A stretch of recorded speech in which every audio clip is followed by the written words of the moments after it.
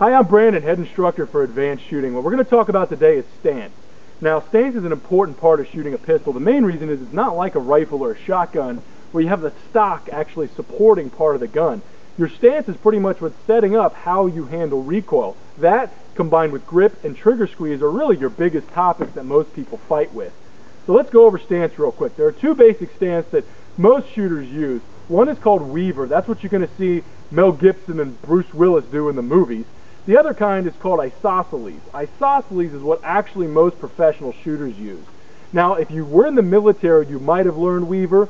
It used to be that police stations also taught their police Weaver, but generally now isosceles is the standard way that most people shoot. So let me show you both. First, Weaver.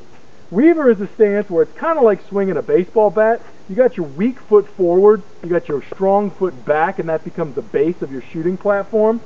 And once your weak foot's forward and your strong legs back, we bring our strong arm up almost straight, bending our elbow of our weak arm.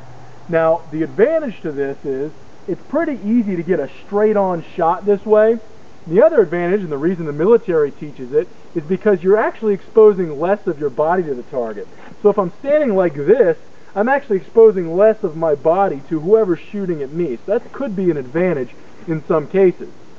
But the disadvantages of the Weaver stance are many. Number one, when you're standing like this, it's somewhat unnatural. The only way you really learn this is by seeing someone do it. So it's not something that you would naturally do using any other implement in life. The other reason is you're actually locking your strong arm up pretty tight. So you can't move side to side very easily, and it actually wears out your shoulder pretty fast. You shoot this way for a couple hours, what you're going to find is your strong arm gets real tired real fast in this method. So these are those drawbacks I just mentioned are really the reason people have switched to the isosceles stance. Let me show you that real quick. Isosceles, if this is our firing line, isosceles is more straight on to the firing line. So we stand more like we would do anything else, straight on to the target. Then we bring our strong arm up and our weak arm up. And what you find is that both arms then support the weight of the gun. And you find that your lateral side-to-side motion is very, very easy.